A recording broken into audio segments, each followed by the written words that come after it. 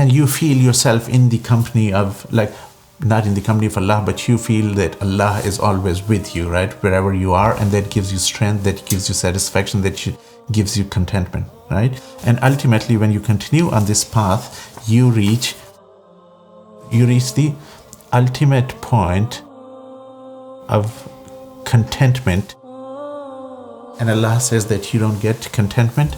How does the Quran describe it? الذين آمنوا وتطمئن قلوبهم بذكر الله ألا بذكر الله تطمئن القلوب. Yeah, so what does it mean? That you get contentment from the remembrance of Allah. Yeah, so you get that satisfaction in that Allah is in control, right? And I'm not in control, no one else is in control, and that gives you satisfaction and pleasure. So this is important. This is important in the sense that if you look at all these different components together, then we see the importance of different elements. Like, for instance, ibadah, worship. Then we know that ibadah is an act of love, right? And we do that on the one hand to please Allah, right? But on the other hand, to reduce our stress, right? So Prophet Muhammad, peace be upon him, used to tell Hazrat Bilal to do what? To give the adhan. For what? So the exact word. So Prophet Muhammad used to tell Hazrat Bilal, "Arihna bis salat," right?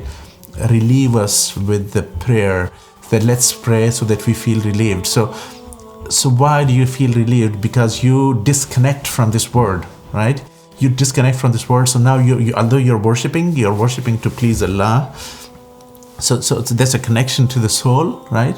Pleasing Allah, but again, from the worldly perspective, you're one detached from the problems and issues of this world. Prayers is an exceptional experience and a real route into an enhanced spiritual life. Standing in Allah's presence is a unique experience that takes you outside the boundaries of the physical world. You connect to your source of being. You stand in humility and converse with your Creator.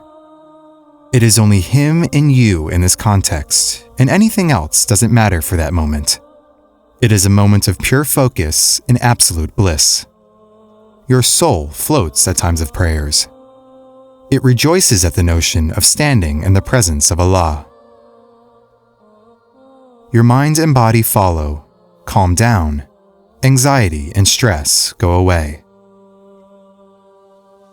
So the reason that when you go down this route and you end up with depression and anxiety and mental health is that you don't have these elements present in your life. There is no zikr, there's no trust in Allah, there's no tawakkul.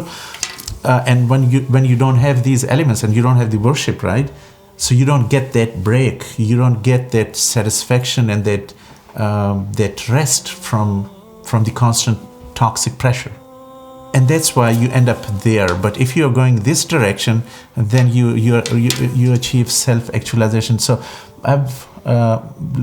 you're lucky that you're looking at these components in this particular age and you have understood all of this.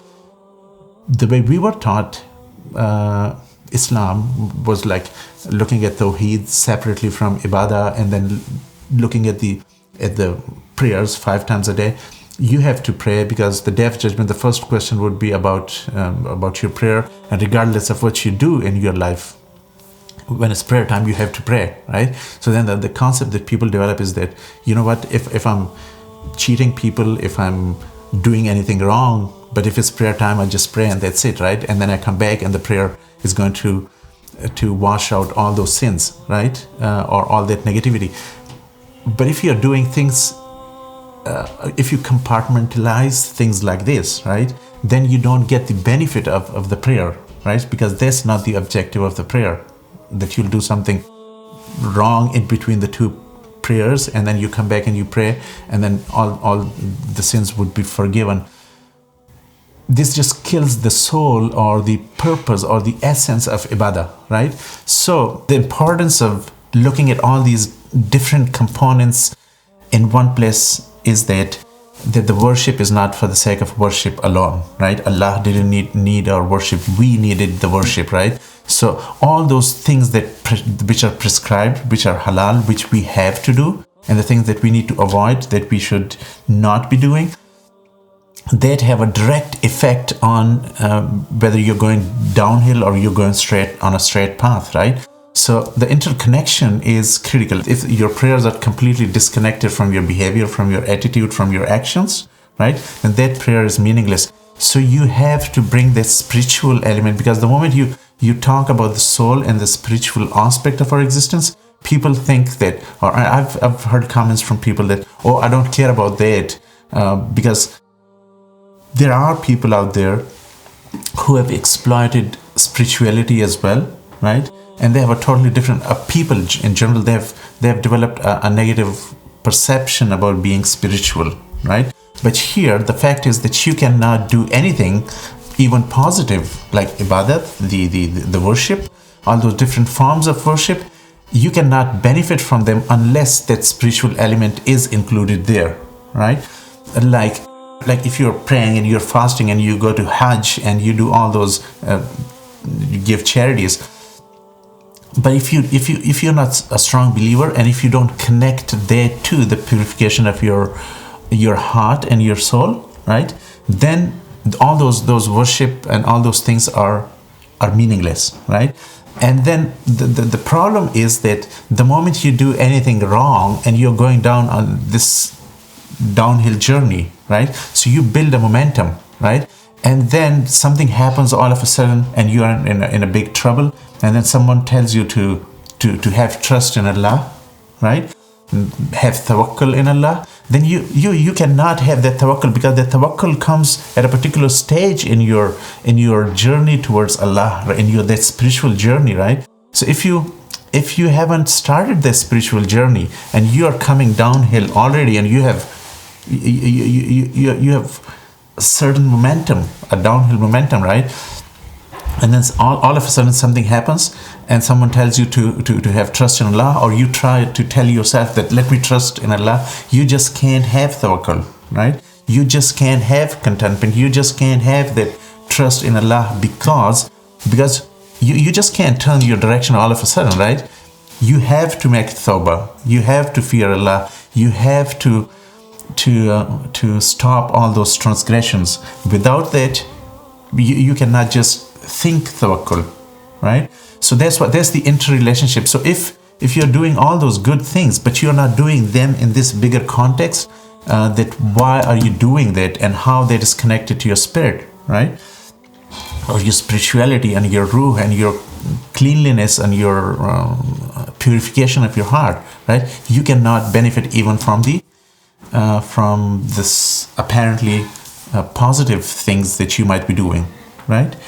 What you have to do is actually truly repent, right, and go the right way, and then you'll get the benefit of tawakkul. So the higher you go on this road, the more you'll have khushu, the more you'll have tawakkul, trust in Allah, the more you'll have peace of mind. So you practice it, right?